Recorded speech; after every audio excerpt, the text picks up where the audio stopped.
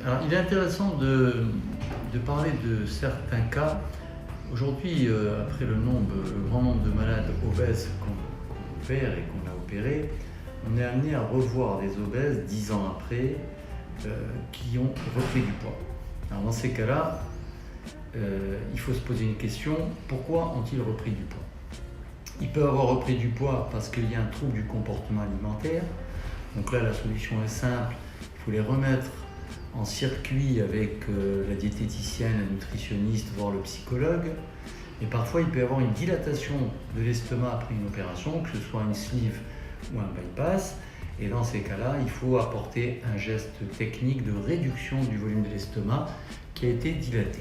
Pourquoi il a été dilaté? Parce qu'à un moment donné de la vie, les patients ont exagéré en termes de sucreries, ont exagéré en termes de respect de qualité alimentaire. Et c'est sûr qu'un estomac est un organe vivant, donc il peut se dilater.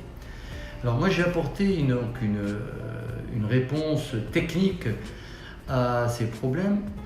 Et ce matin notamment, j'ai présenté le cas en live d'une patiente qui avait beaucoup maigri grâce à une sleeve que j'ai opérée il y a 9 ans et qui a regrossi il y a à peu près 1 an. On s'est intéressé à l'origine de la reprise de poids, on a compris qu'elle avait dilaté son estomac.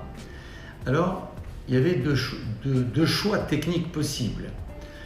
Le meilleur choix que j'ai proposé, c'est que comme la sleeve, au bout de 9 ans, s'est retrouvée en échec, je proposais de transformer la sleeve en bypass, c'est-à-dire en court-circuit de l'estomac avec l'intestin, pour passer d'une intervention de restriction qui était la sleeve à une intervention de malabsorption qui est le bypass.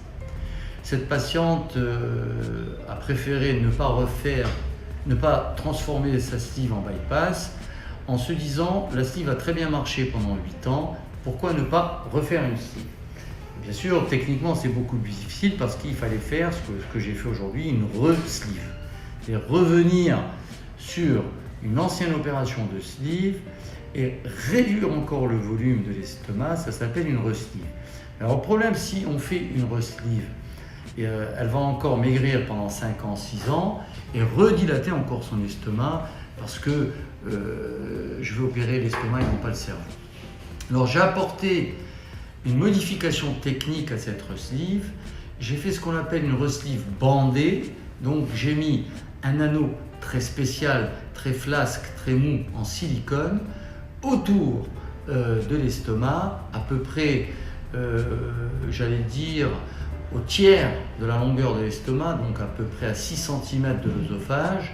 Et j'ai mis donc une bande siliconée, non serrée, mais qui va empêcher cet estomac de se redilater.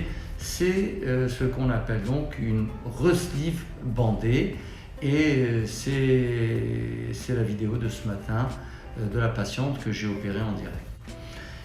Normalement, cette patiente va avoir très peu de risque de dilater son estomac, mais il y a quand même un corps étranger qui est le bandage, l'anneau de sleeve, qui peut exposer à des complications infectieuses qui est de l'ordre de 2%. S'il y a des troubles du comportement alimentaire qui reviennent, là on n'aura pas le choix, on ne pourra plus se permettre de faire une re-sleeve. À ce moment-là, on pourrait éventuellement envisager un bypass.